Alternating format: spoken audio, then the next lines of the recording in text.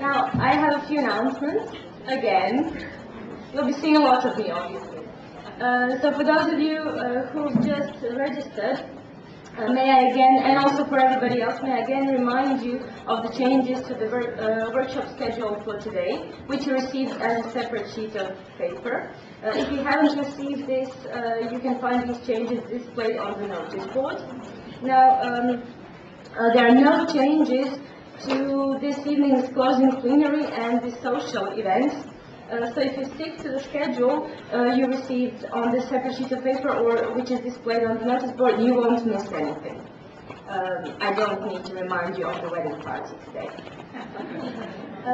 Next, let me see. I would also like to remind you that there was a cancellation in one of the 3:30 slots, namely Livia Pribanic-Katarinic cancelled, and Anita Kudus will have a workshop instead of her. The workshop will be entitled Unpopular Gals with a Twist. It sounds very intriguing, so. Remember, for those who have full board, if you want your lunch pack, order it at the hotel reception today by 8 p.m. So this applies only to those who have full board. Furthermore, please leave your conference feedback forms, which are in your conference booklets. So fill them in and leave them at the registration desk, because we'll have a draw, and one of the participants will get a free registration fee for next year. Next, do not forget to take your certificate of attendance. You can do that at the registration desk, but please don't do it before lunch. Do it after lunch, because you can claim your raffle prizes after this plenary around 10. Now for the buses. The split bus tomorrow leaves at 10, the Osijek bus leaves at 10:30, and the Zagreb bus leaves at 11. If you decide you do not need organized transport back home, please contact the person who was in charge of your bus by noon today. This is very important, so please do that. If you don't have any changes in your itineraries, if you're going back home by the same bus, you don't need to contact your tour guide. Okay. And last but not least, since this year's conference is full of surprises, we have another one for you. Those of you who were born either on the 19th, 20th, 21st or 22nd of April, please stand up. So who was born on the 19th, 20th, 21st or 22nd of April? Please stand up. 1, 2, 3. Well, dear colleagues, happy birthday from Hufes. And we would like to congratulate you by waiving your registration fee for next year's conference. So we would like to see you back. Okay, so enjoy the rest of the day. And one more thing, both social events tonight will take place here in the Congress Hall. Thank you.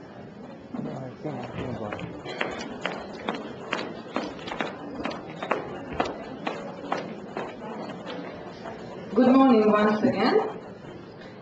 Please welcome our guest speaker, Mrs. Olha Madylus. She began her teaching career in a secondary state school in England, teaching English and drama. She has now been involved in YLELT for over 25 years, living, teaching and training in Hong Kong and Venezuela, as well as Greece, where she used to live. For the past 11 years, she has been a freelance YL consultant and teacher trainer, and trains local, state and private language school teachers and trainers worldwide in countries as diverse as Peru, Croatia, Taiwan, Yemen and Burma. Her focus is on both primary and secondary aged children. Please welcome Olha.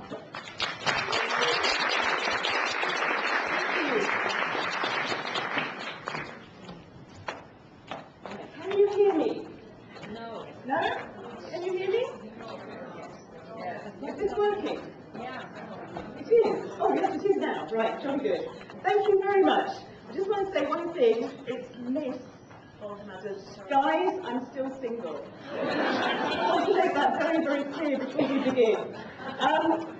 I want to say a huge, huge thank you to Hupe and to all of you. I was here a couple of years ago and I had such a good time. And when I was invited again, I was like, yes, I'm coming to Hupe and I'm having a really wonderful conference. I cannot believe how well organised it is, how friendly it is, and the standard, the quality of presentations is just amazing. I've been really impressed. So well done, Hupe.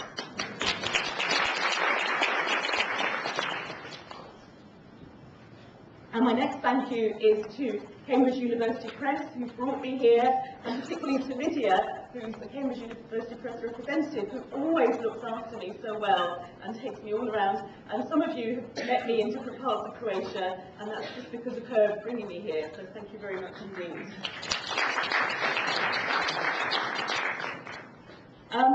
You will see quite a few quotes on my presentation. I have got a handout already on my blog. So if you want to have a handout, you can just go to my blog and download it. And I'll give you the blog address at the end. So if you just type in Olha Madylus, you should be able to find me. So high technology comes to Olha. Okay, I thought what we do this morning, actually, as we are teachers, and we are all in the business of learning, I would give you a little lesson. Is that okay? Is that okay? Yes. Right, so I thought what we do this morning is we're going to have a little short introduction to Britain. And as Senor was saying, that I used to live in Greece, but now I'm back in my home country. And I'd like to introduce my home country to you. I live in London, and I'm sure that you've come across London in your reading or whatever, and in your course books. I think it's a very important thing for you to know that London is always foggy. Did you know that? Not only is it always foggy, London is also always black and white. And this is how it looks. And if you come to London and you walk the streets of London, you'll find, for example, first thing in the morning, 8 o'clock in the morning, you find lots of gentlemen on their way to work. But I don't want you to get the wrong impression. I don't want you to think that all British men wear dark suits and bowler hats. In fact, some of British men are very brightly coloured, they have lovely clothes, and you'll find them also in the streets of London. Now, you may not know this, but we're going to have the Olympics in London in a few weeks' time. Did you know this? Yes. And if you know this, then you know that we're very, very keen on sport in England. And I put it myself, I'm a very keen sportswoman. I think you can tell from my physique, like, I really enjoy sport. And at the weekend, you'll often find me playing very nice, energetic sport, a nice game of croquet at the weekend. Now, not all British people like to play croquet, especially younger people. And younger people, like some members of my family, actually enjoy different sports, and they enjoy a nice game of polo. Something else you probably know, and you probably realise this from going to lots of presentations by British speakers, is that we really enjoy our humour. Do you know this about Britain? We really have a lovely sense of humour. Now, forget that kind of Shakespearean humour that we have in the most wonderful comedies. The most popular comic, of course, in Britain is this gentleman. And he is, pretty speaking, all over the world. And somebody said yesterday, in Maria's presentation, we had a little thing about, Britons can't cook. Then that was a stereotype about Britons. But I'd like you to know that Britons actually can bake. We're very, very good at baking. And there's nothing I like more at the end of, well, not the end of the day, about 4 o'clock in the afternoon, a nice cream tea with my mum.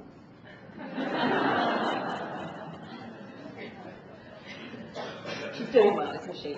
Okay, so what we're going to do is we're going to park that lesson, just leave it for a moment, and start thinking about the topic, and we'll come back to these ideas here. And it seems very interesting, actually, because what Maria was saying yesterday was she was saying there are maybe 200 definitions of culture. And when we talk about culture in the classroom, I think it's really important to actually, what are we talking about? So I'm going to give you 66 seconds when I say go, to just talk to the person next to you and say, when you hear this word culture, what comes to your mind? What kind of ideas come to your mind? Okay, are you ready? 66 seconds, go.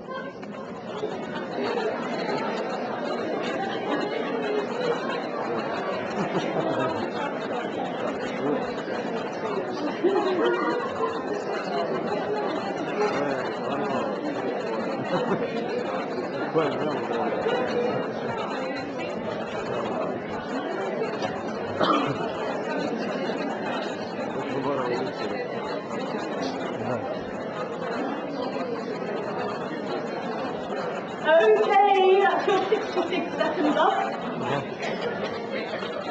Stop now. Okay, so what kinds of things did you say? You can shout them out. What kind of things did you say? Are you still a bit sleepy after last night's disco? Okay, I'll do what I always do. I always say to people, don't worry, I always answer my own questions. It's okay. But you can nod or just wave a little finger if something you see up here is something that you mentioned. Interestingly enough, on this slide, culture is with a big C. And I think we can divide culture into culture with a big C and culture with a small c. So culture with a big C, did anybody mention maybe this? Who's this? Shakespeare. So together you were thinking about that with culture. It's very interesting tonight to see what David Crystal talks about Shakespeare. What's this then? What am I mentioning here? Queen Elizabeth, so this is history, very, very rich history that we have. What would that be? Theatre, maybe, yeah, concerts.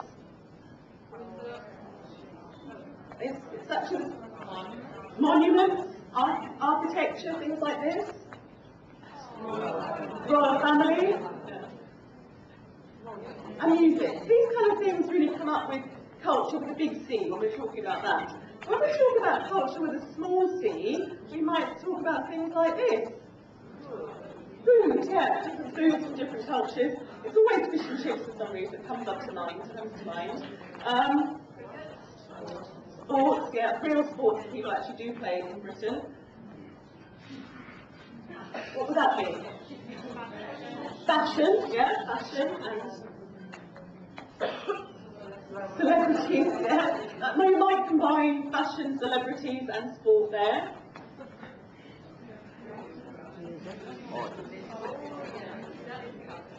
You think that's culture? We've got actors, we've got music, we've got theatre, we've got movies. Lots and lots of different things come under culture, and I think maybe that's why it's difficult to define exactly what we're talking about. I'm going to divide it into three areas, and this is what we're looking at here. But there's the products, things that we produce of culture, the music we produce, the stories we produce, and the things we produce, so the things you can actually see, the products of our culture. There's also the behaviours, the kind of customs we have, how we dress, how we enjoy ourselves. Do we stay up till 2:30 in the morning at a disco? That's definitely, no, that's not part of buffet culture, no. And kind of habits as well. And then there's ideas, the ideas that underpin a lot of what we do, the beliefs and the values that we have. So lots and lots and lots of things come under culture. And if you think about how the word is used, we talk about the culture of a school, the culture of an organisation.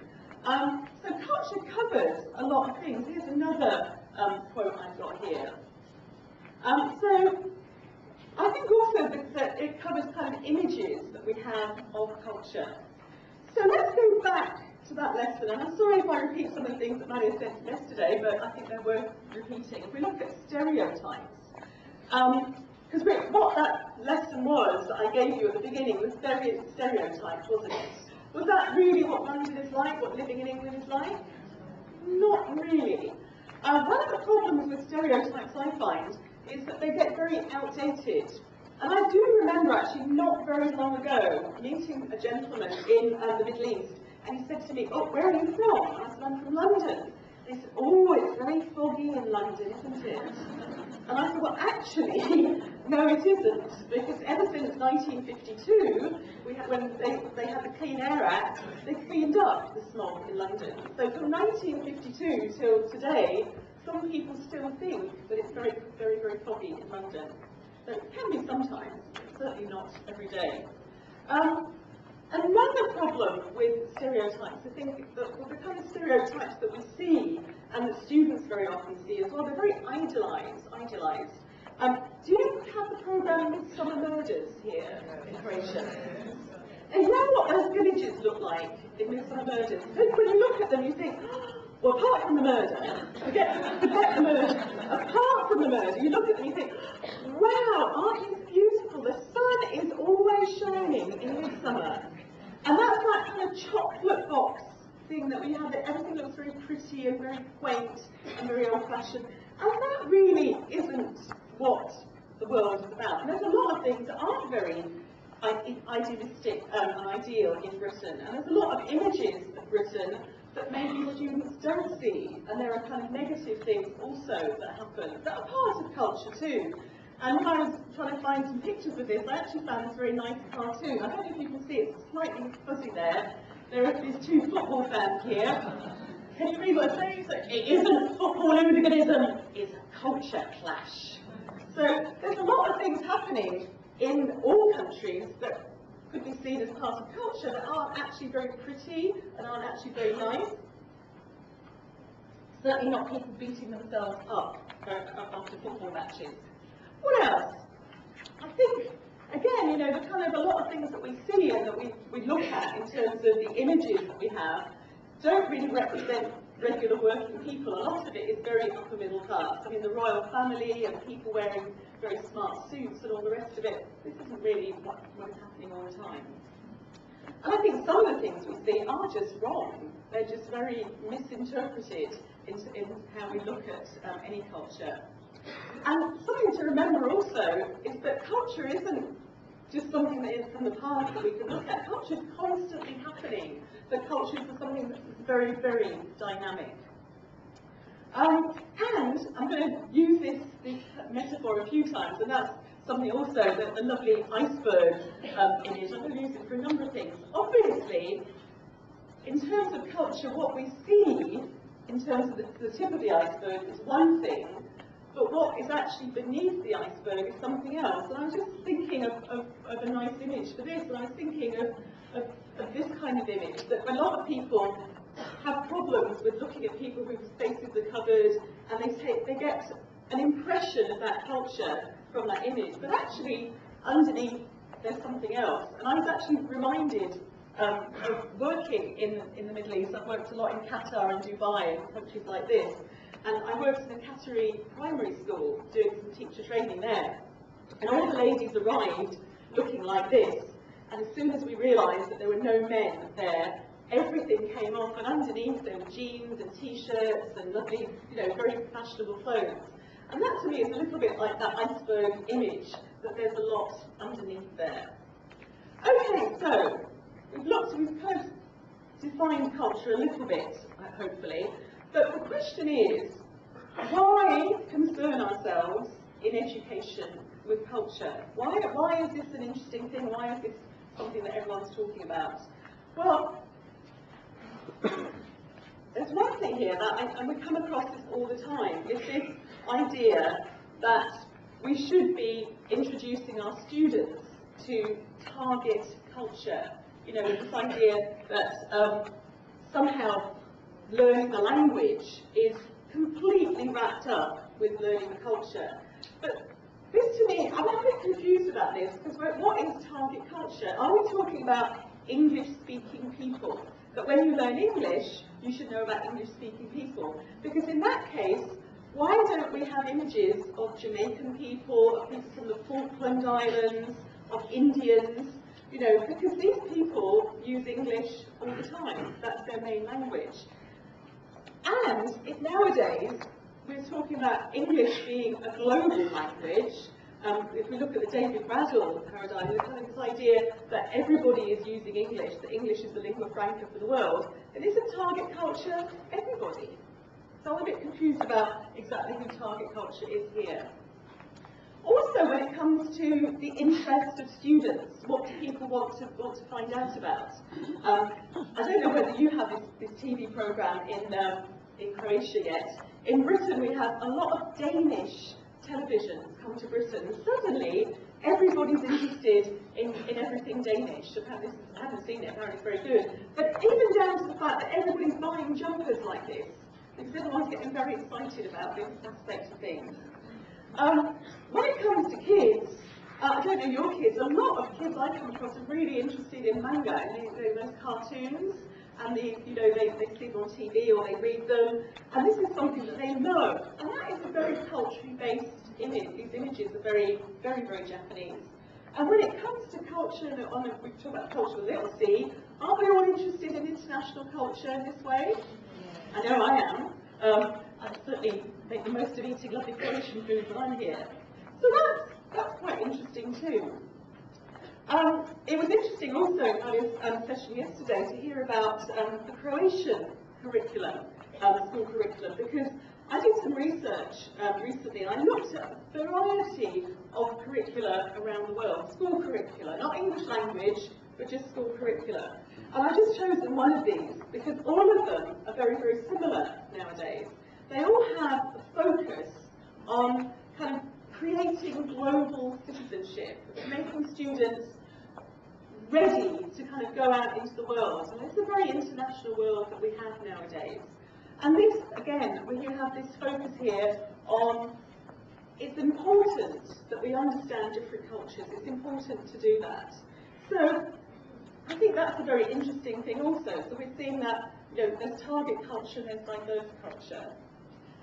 I went to a presentation at ISFL in Glasgow, and a gentleman called Hugh Della was speaking, and he came out with this phrase, and it just really struck me that, when you're talking about culture, we're always talking about other cultures. Let's find out about British culture. How can you talk about any other culture if you're not aware of your own culture? Surely that's the place that we should begin. So, and it is a two-way process, because what do you do when I'm travelling? And it's very hard to believe, but I do like eating my food. But I do like to go and try things, and I'm comparing them. And we don't have this in England. I've never eaten this in Greece. So it is a two-way process. And I think it's important that in education students do have a very great sense of their own culture in order to really compare it and to think about what does this mean to me. So I think an appreciation of our own culture is very important. Yeah, to make comparisons, but also to appreciate the similarities. And I'll talk about this a little bit more.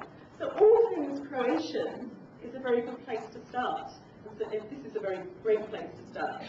So, just to recap, because I realise that a lot of you went to bed very late, so I'm just going to do a little recap of what I said. So, I guess the idea is that we're trying to motivate students by understanding target culture, by introducing characters in course books who they can identify with and say, okay, these are, say, for example, you're teaching teenagers. In course books, we have teenagers who are in the UK. And they look at these teenagers and they say, oh, right, I can understand they're teenagers, but let's see how they're different. And it's motivating to find this out. And I remember when I was teaching in Hong Kong many years ago, and I was teaching a class of teenagers, and in our course book, they had a situation where the two British kids were going out to a youth club in the evening, and after the youth club, they went to eat fish and chips. And I spent an hour of that lesson trying to explain what a youth club was, and trying to explain what fish and chips were, because this was kind of a very different concept. But that's the idea, that you motivate people. And we've been doing this from the very beginning with course books. I don't know, nobody here is old enough to remember Arthur and Mary? And nobody? Arthur and Mary were a great couple in very, I can't even remember the name of the course book. But today, if you think of all the course books you know, there are these very British characters in them. There's also this need to look at diverse cultures and think about becoming a global citizen and think about the future, that we don't live in a very isolated society. And, as I said, to appreciate our own culture. But we are English language teachers, and I think it's really important to try and think, here, why are we doing this? Why is culture, why is this a big issue in our world? And how do we incorporate it into our world? So, why include culture in English language teaching? Don't worry, I'm not going to ask you. As long as you're not snoring, I'm happy.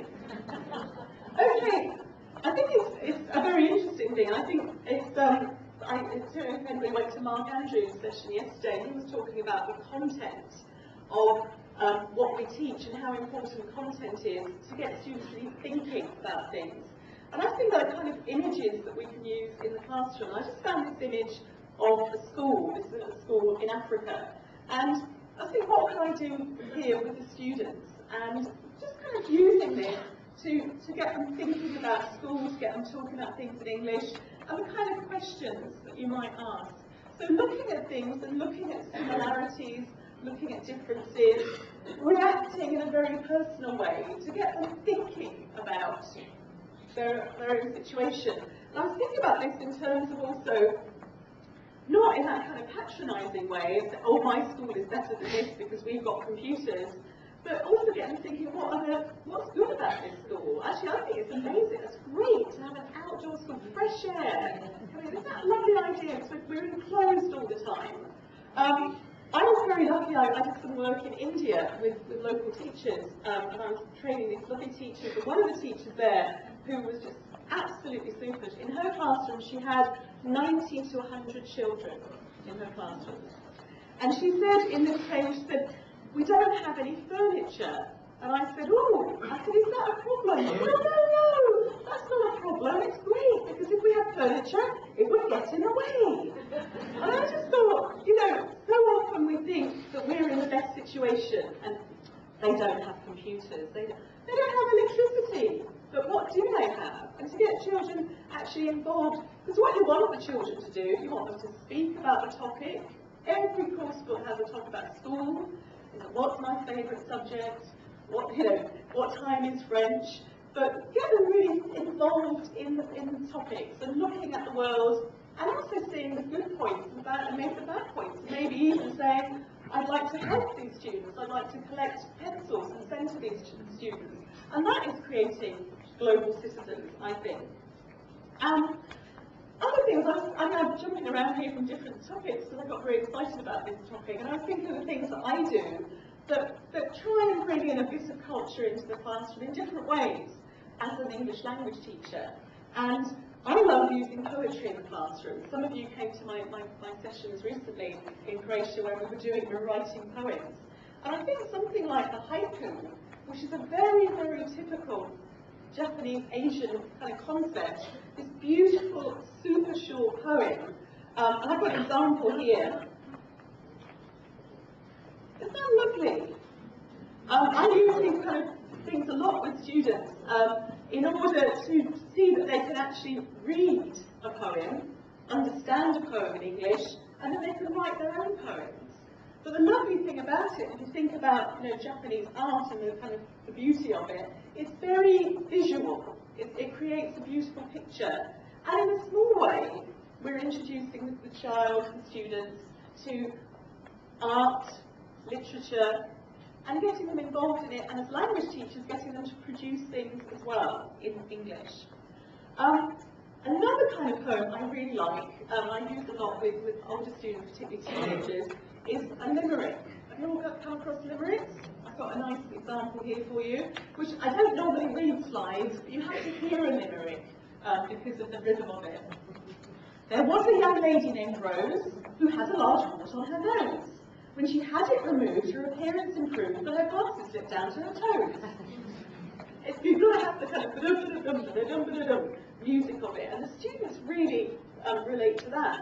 Now, the limerick is a huge part, well, not a huge part, but it's a quite important part of English literature, and it's very unusual because it first appeared in Britain in the 18th century, and then it was made very popular by a poet called Edward Lear.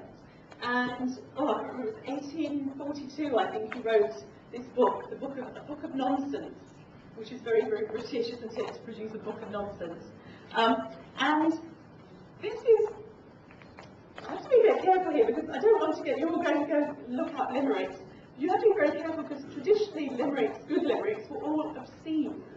They were like a dirty joke that the people were producing them. So if you want to use them with your kids in the classroom, I would suggest that you Google limericks for kids rather than just limericks, because you might find them very amusing for yourself, but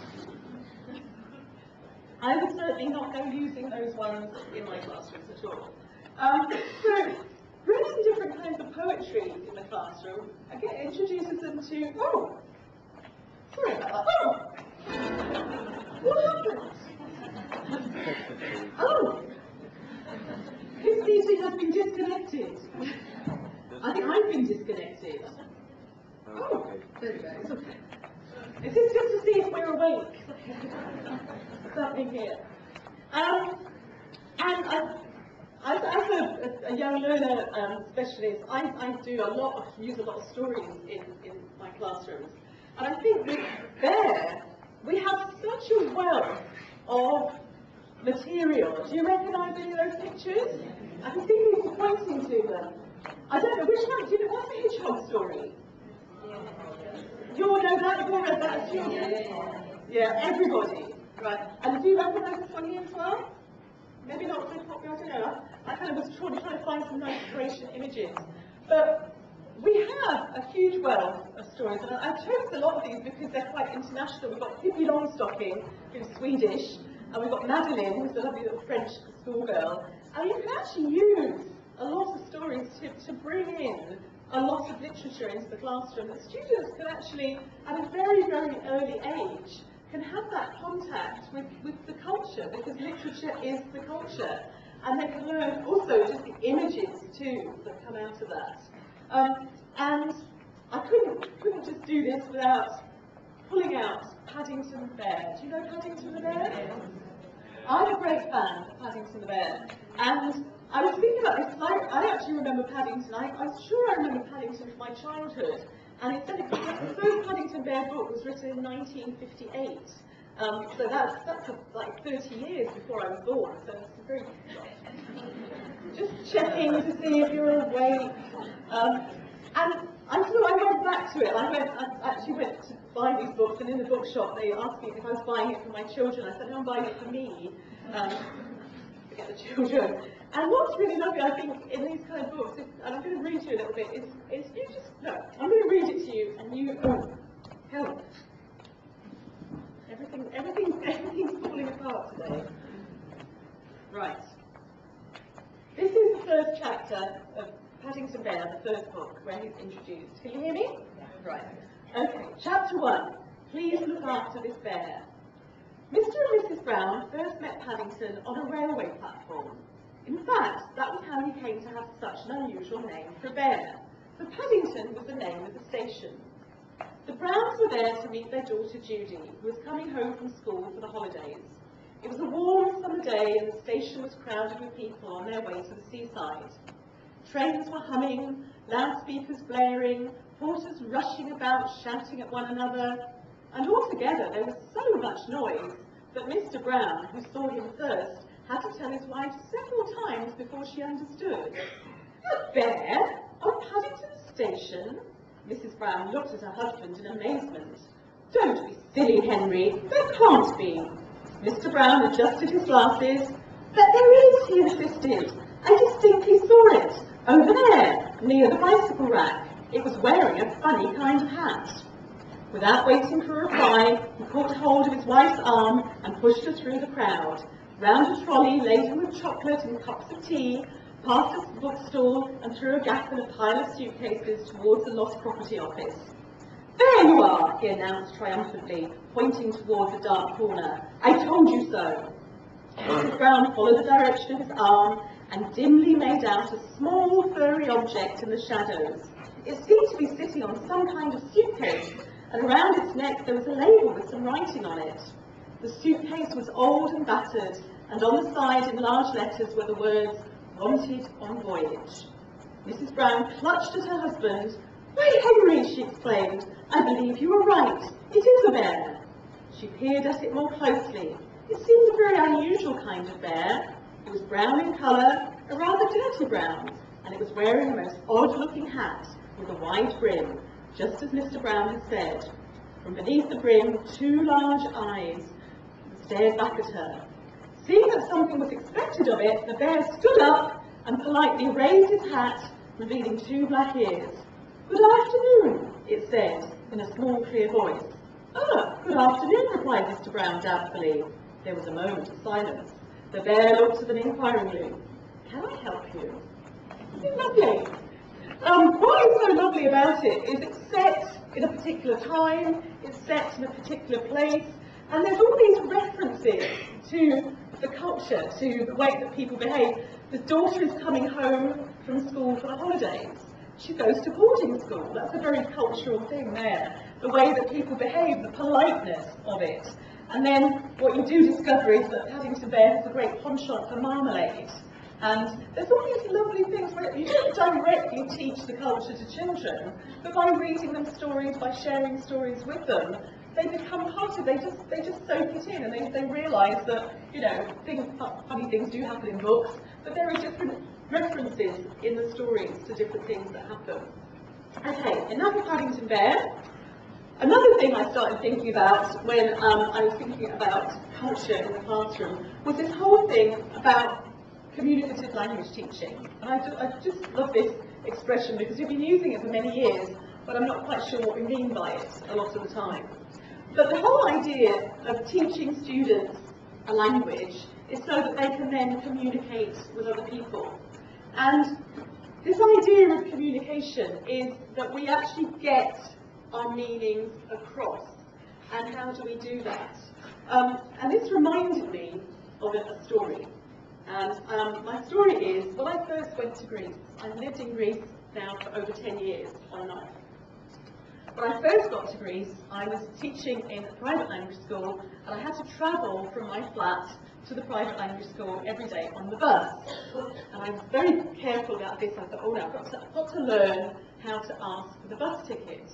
Very bad language. Okay, I thought, Mia Istiria, Parakalo, Efkaristo. So 1 ticket, please. Thank you. So I got on the bus the first time, and I said this, Mia Istiria, Parakalo, Efkaristo, and everyone laughed. There was sort of laughter and smiles, and people looking at me, and I thought, oh dear, I said it wrong. So I practiced the next time, and then I said, you know, Signomi, which means excuse me, and said the whole thing again. And people were still smiling and kind of laughing at me. And I asked people at school, I asked the other teachers, I said, what am I doing wrong? And I said, what did you say? And I said this. And they said, you're being too polite. And I was like, what do you mean I'm being too polite? And they would say, you don't have to, we don't say please and thank you. I'm like, but I'm British. And I've been brought up to say please and thank you. And it took me a while, I discussed this with, and I realised that because of the language, because in so many languages, you have a polite form. You've got the second person plural, polite form, and you don't need to say please and thank you. And it's inbuilt in the language. And this is really interesting. If we go back to communication, what are we trying to communicate? But sometimes it's more the language, that there are certain things that are built into the culture that we have to think about. Why are British people so polite? And we've got that, you know, that old chestnut of, would you mind awfully, you know, if I opened the window? I remember teaching that. I remember that in books. Would you mind awfully? And students think that's quite hilarious. But it is hilarious, but we do this because we have no other way of having that distance between people in that kind of way of politeness. So that's where that's been introduced. And I think that's a very interesting way of looking at it, rather than just say English people are very polite. No, everybody's very polite, but we're polite in different ways. And I think that's a very important thing to think about as language teachers, that when we're teaching people to communicate, it's not just about the words we use. And we have to help them to negotiate meaning, to actually try and understand each other and work out the meanings between us.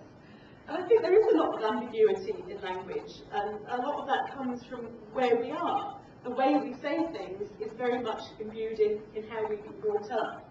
And we have to try and interpret messages to work out things like body language, things like, we were talking about yesterday in that lovely session in the morning, about how people do behave differently and what does that mean for us as, communicating ideas. And I think that accepting the difference is very important. Okay, now what we're going to look at now is something very interesting. I came across this idea when I was researching this, and this whole idea of culture being encapsulated in proverbs. I thought this is a really interesting idea here. So, here's a little activity. Can you manage a little activity? Yes, you can. It actually will help wake you up to do this activity. Here I have an Arabic proverb, okay? The son of a duck is a floater, okay? What I want you to work out is work with your partner and try and think, can you think of an English equivalent to this proverb? I'm going to give you 1 minute, 21 seconds. See if you can think of one. Go.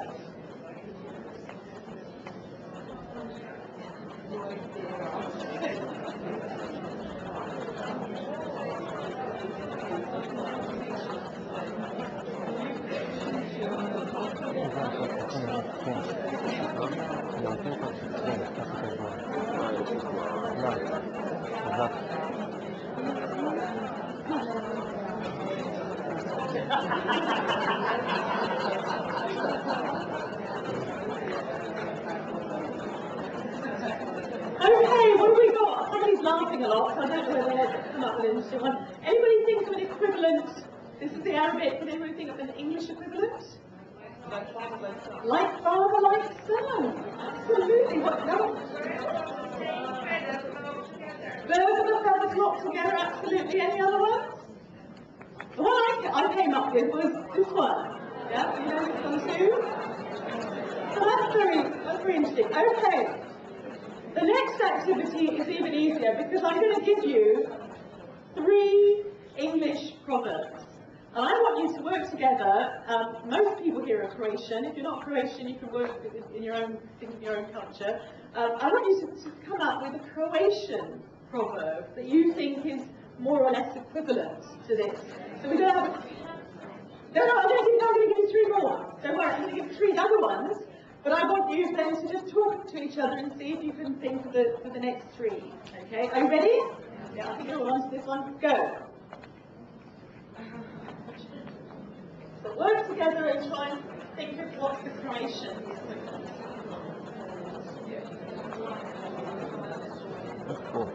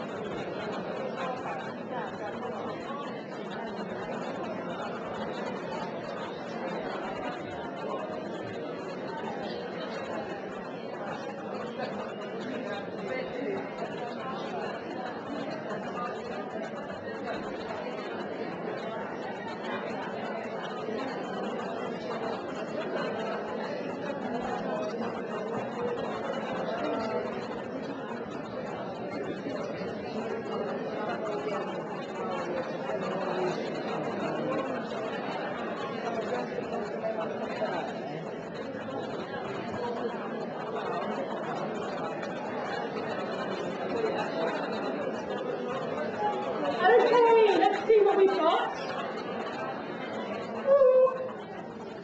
Okay, you're going to have to judge each other because my Croatian is good enough to order a glass of wine, but not very much more. Okay, a woman's work is never done.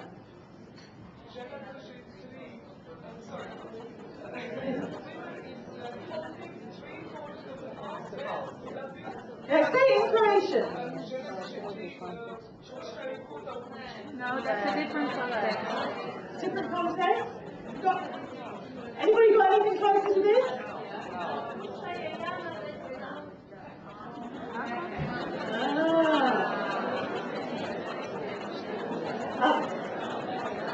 Interesting. So, what we've got here, could you translate yours? So, this lady here next to Ken, what was the translation of yours? The first one, what about the house? In English. In English? The woman holds 3 corners of the house. Right. Right, so yeah. And that one that you said? I think it's a different context. No, but it's slightly different, but it's...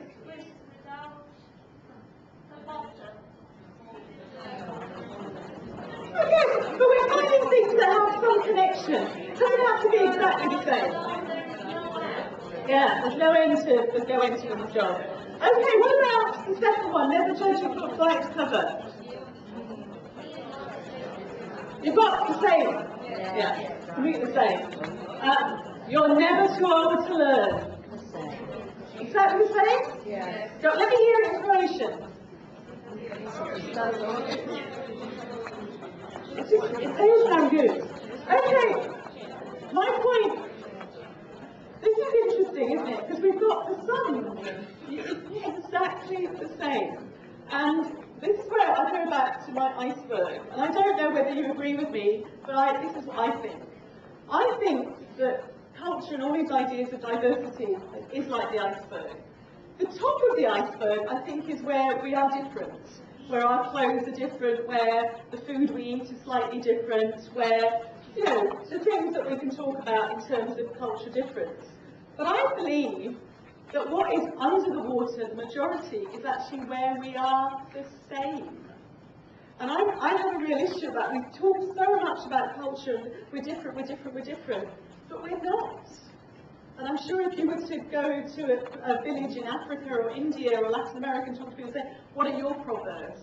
What they come up with actually is the values that people have. And what we will notice is that actually, you know, we're all human beings, we actually do have the same values. I cannot believe that there's any society where they say it's a good idea to sort of throw your children out when they're 1 year old. We all love our children, we all value certain things. So I think it's very important that when we're looking at these things, these issues, especially with teaching children, is not to go overboard on all the differences, but actually to talk about what makes us human beings and what makes us the same. Because otherwise I think we lose a lot of focus in what we do as teachers of young people. So I think it's very important that we do bring the world into the classroom, but as teachers that we allow children to learn about different things. On the one hand, because I think they do need to learn about these things, and I think the English language classroom is a great opportunity for this, but also because we need context for our lessons, that they need to have something interesting to focus on. And children, I believe children are naughty when they're bored, and they're bored when there's just not enough information. They need to be learning, they need to be in contact with something new. And I think broadening their knowledge of the world is going to help them in the future to become, as we say, a global citizen. And I think that classroom exploration of actually finding out about things, discovering things, this is what learning is all about, is actually the discovery. And let's say, well, let's find out about these people. They mentioned, they mentioned Norway here in the book. Let's go to the computer. Let's do some research. Let's find out what goes on in these places. Because I think what we have to remember, we're not just practicing grammar and vocabulary. We're practicing a language that is the communication. So my teeth are falling out. Communication. And it leads to critical thinking skills, that we actually look at subjects, we think about them, we analyse them in lots of different ways. And there's lots of ways of doing this. There's lots of things that we can practically bring into the classroom to enhance what we do and to let students have that contact with different cultures. And as I say, it can be something as simple as storybooks and bring those into the classroom. So I'm actually going to finish slightly earlier, but before I finish, I just thought that thinking about multiculturalism and embracing multiculturalism, I have to do something very important. And no, but I have to I have to embrace it. So I'm going to change my doctor. I'm going to get rid of this doctor and replace him with a new one. Okay, that's my blog address. Thank you very much.